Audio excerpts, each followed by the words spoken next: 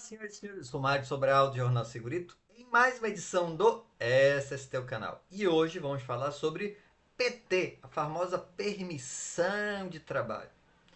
A permissão de trabalho nada mais é do que uma inspeção, né? Eu vou inspecionar uma determinada área para permitir ou não que uma pessoa ou um grupo de pessoas realize sua atividade, tá?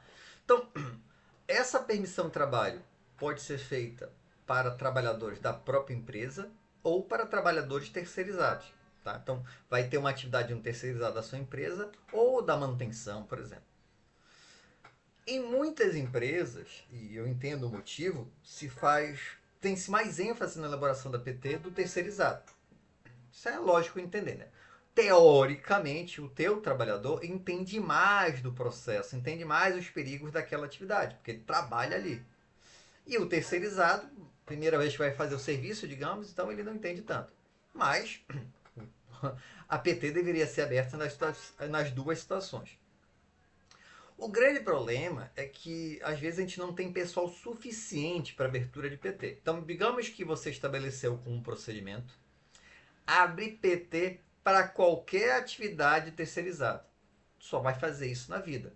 Eu lembro que eu prestei serviço uma vez para uma empresa onde ela abria PT, o cara ia colocar um filme lá no vidro na área do administrativo. Abria SPT. Não estou dizendo que não deve, tá? Eu só estou dizendo que se eu não tenho gente suficiente, eu não acho que é uma prioridade esse tipo de PT. Então a gente pode estabelecer na empresa, se eu tenho, sei lá, espaço confinado, não tem jeito, vou ter que abrir PT. Trabalho em altura, se é uma atividade que não tem procedimento, abre PT.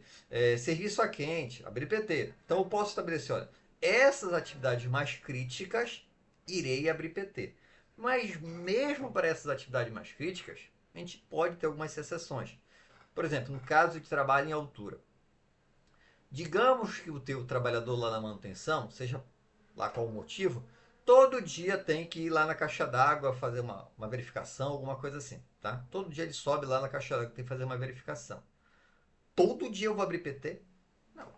Eu estabeleço um procedimento, treino esse trabalhador, verifico se ele está fazendo e, vez por outra, faço uma auditoria lá para verificar se ele ainda segue o procedimento, tá?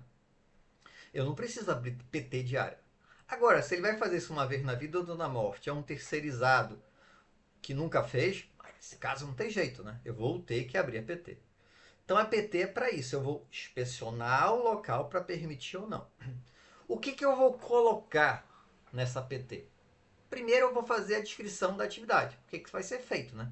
Então, por exemplo, vai ser a limpeza da caixa d'água, tá? Vai ser, sei lá, uma manutenção dentro da cisterna. Então, vou colocar lá qual o local, se é o terceirizado, qual o nome da empresa terceirizada, se é interno, quem é o responsável da atividade internamente, ok. Identifiquei qual é o tipo de atividade. Depois, eu vou colocar quais são os perigos daquela atividade. Ah, queda de altura, asfixia. Não, percebe que aí você já tem que entender um pouquinho.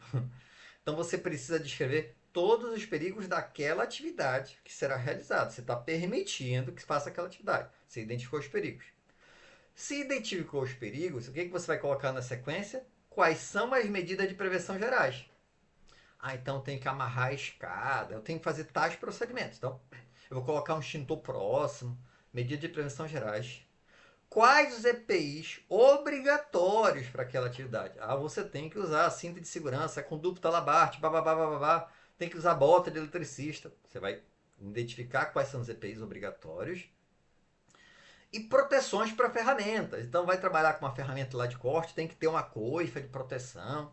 Então, isso tudo vai estar indicado. Percebe que isso aí já dá trabalho. Óbvio, a empresa é a mesma. Essas atividades sempre vão se repetir. Então, o grosso desses perigos, dessas medidas de prevenção, você já conhece. Tá? O grosso, mas não vai ser sempre igual? Não, por isso que não tem APT. Então você, por exemplo, está liberando a atividade de espaço confinado, lá próximo, dentro da cisterna. Ok, você já sabe tudo em relação aos perigos do espaço confinado, você já sabe. Mas e se agora colocaram uma máquina que está gerando barulho ali do lado do espaço confinado? Isso não estava. na PT original. Então, e se estão queimando alguma coisa e está indo fumaça para lá? Isso não estava no original. Por isso que eu tenho que verificar, tá? Então, vai ter uma base que vai se repetir, mas eu sempre tenho que verificar para ver se não surgiu um novo perigo. Depois, o que eu vou colocar na minha PT? Eu gosto de colocar assim, orientações sobre o que fazer ao final da atividade. Então, você vai limpar a área, você, por exemplo, vai reposicionar o extintor, você vai informar o CERMIT, então vai estar tudo lá escrito. O cara não pode dizer, eu não sabia que tinha... Não, está aqui escrito, meu filho. Ao final, você vai informar o CERMIT.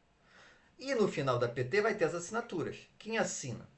O executante, o SESMIT e também o gestor da área. Por quê? Imagina que você vai fazer uma atividade num almoxarifado. Você não vai falar com o responsável daquela área, vai chegar lá fazendo, executando a atividade, não. Você vai, olha, vamos ter tal atividade, serviço a quente aqui, coisa e tal. Você vai informar para o gestor da área e ele assina também essa PT, dando ciência que ele sabe e permite também, tá? E o último campo, pelo menos o que eu uso, são observações. Então, caso teve uma orientação complementar, faltou alguma coisa, teve alguma orientação, eu coloco lá observações. Então, o que a gente fez? A gente fez um contrato, né? Ele disse, olha, eu vou permitir que você faça essa atividade, mas você tem que seguir isso, isso, isso, isso e isso. Tudo certo? Você assina aqui. É isso que a gente está fazendo, tá? Só que o que acontece muito, e isso eu ficava com muita raiva quando eu estava na empresa, de fazer. Imagina o seguinte, vai ter uma atividade segunda-feira, e tá cheio de coisa para fazer, e chegou lá o terceirizado para fazer essa atividade. Tem que abrir PT. Aí eu tô lá no escritório, e aí o técnico ou o engenheiro de segurança está abrindo a PT. Geralmente vai ser o técnico de trabalho, ele está lá abrindo a PT. No escritório. Como diabos ele está abrindo a PT no escritório? Me explica isso. Mas eu já fui lá na sexta-feira. Não, mas tu foste na sexta-feira. Você sabe qual a situação hoje do local? Não, né? Então não dá para PT sem ir no local. Mas eu não tenho tempo. Então, vamos falar com a empresa. Por quê? Na hora que você abrir o PT, você está dizendo, olha, eu permito que você faça essa atividade. E digamos que chegou lá, está um caos. Você permitiu. Você assinou a documentação dizendo que a pessoa pode realizar a atividade naquele dia. Então não pode assinar sem ir no local. Isso acontece muito também em atividades longas. Digamos que eu tenho uma atividade de segunda a sexta-feira. E aí, segunda-feira eu fui lá, fiz inspeção, tudo direitinho, e assinei lá a PT liberando. Só que terça-feira continua a atividade. Aí o que o cara faz? Não, tá liberado a semana toda. Não.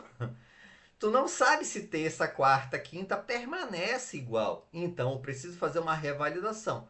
Óbvio, eu não vou abrir a PT e escrever tudo de novo. Mas o que eu vou fazer?